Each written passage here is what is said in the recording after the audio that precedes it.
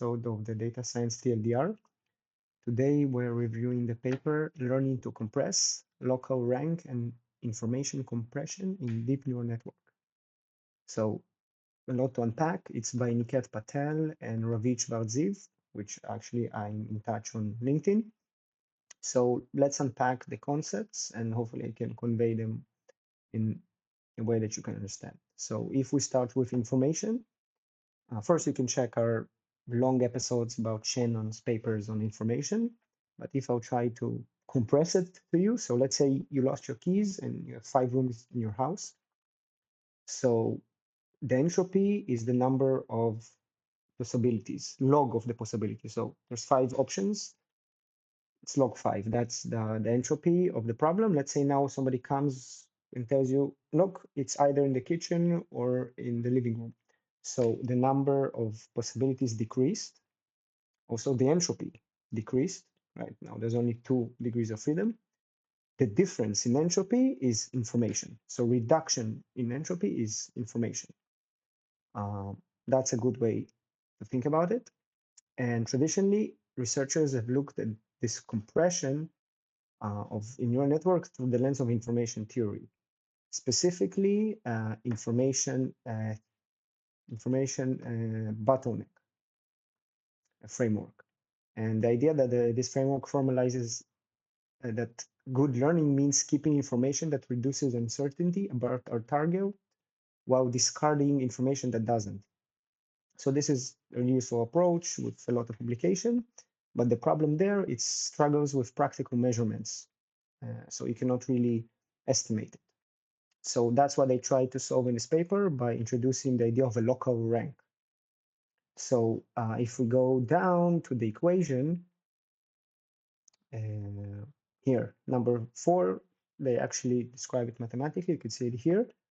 So it's the expectation of the rank of the Jacobian matrix of the layer's pre-activations with respect to the input.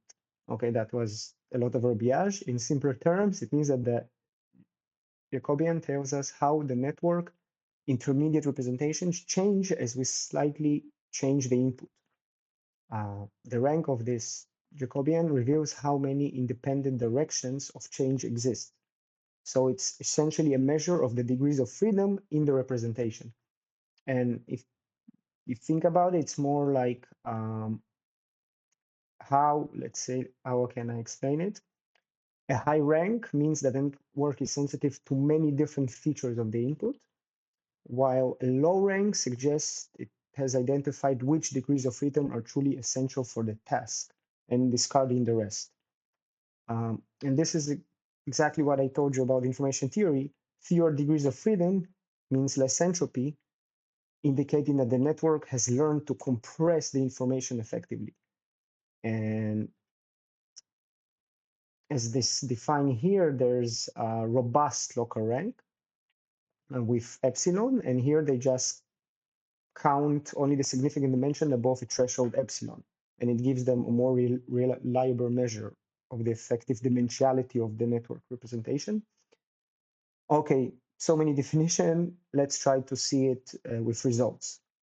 So if we go down to figure number 1, and it shows what happens during training to this local rank. So this is the y-axis, and on the left is synthetic data and MNIST on the right. And what's remarkable is we can see that there's a clear like phase transition, right? Initially, the network uses many dimensions to learn. You can see it here. But then there's a drastic compression phase where the local rank drops significantly. So it's not just theoretically interesting, it tells us something fundamental about how neural networks naturally discover efficient transformation and representations. If we go to the results and practical implication, well, here they prove, so why it's important. They prove theoretically that this compression, the behavior of compression, is not just a coincidence, it's an inherent property of how neural networks optimize their objectives. They show that the compression correlates with better generalization, which is the holy grail of learning, and suggesting that networks that learn to compress well also learn to generalize better.